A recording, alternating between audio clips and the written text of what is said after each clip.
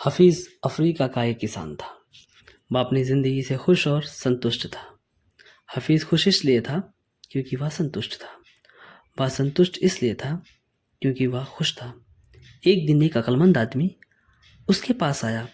उसने हफीज़ को हीरो के महत्व और उनसे जुड़ी हुई ताकत के बारे में बताया।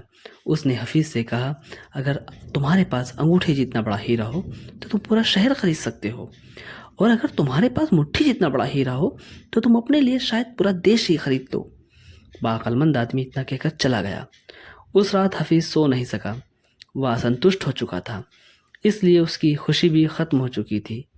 दूसरे दिन सुबह होते ही हफीज़ ने अपने खेतों को बेचने और परिवार की देखभाल का इंतज़ाम किया और हीरे खोजने के लिए रवाना हो गया।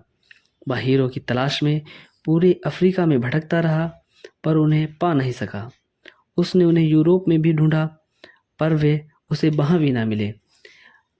स्पेन पहुँचते पहुँचते वह मानसिक, शारीरिक और आर्थिक स्तर पर पूरी तरह टूट चुका था। वह इतना मायूस हो चुका था कि उसने बार्सिलोना नदी में कूदकर खुदकुशी कर ली। इधर जिस आदमी ने हफीज़ के खेत खरीदे थे, वह एक दिन उन खेतों से होकर बहने वाले नाले में अपने ऊँटों को पानी पिला रहा था। तभी सुबह के वक्त उग रहे सूरज की किरणें नाले के दूसरी ओर पड़े एक पत्थर पर पड़ी। वह इंद्रधनुष की तरह जगमगा उठा। यह सोचकर कि यह पत्थर उसकी बैठक में अच्छा दिखेगा, उसने उसे उठा लिया, अपनी बैठक में सजा दिया।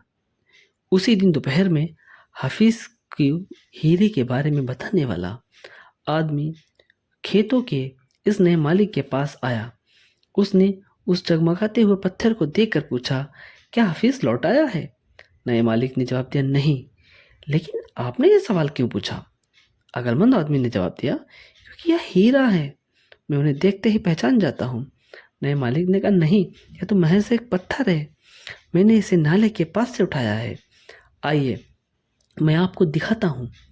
वहाँ पर ऐसे बहुत सारे पत्थर पड़े हुए थे। उन्होंने वहाँ से नमूने के तौर पर बहुत सारे पत्थर उठाए और उन्हें जांचने परखने के लिए भेज दिया। वे पत्थर हीरे ही साबित हुए। उन्होंने पाया कि उस खेत में दूर दूर तक हीरे छिपे हुए थे।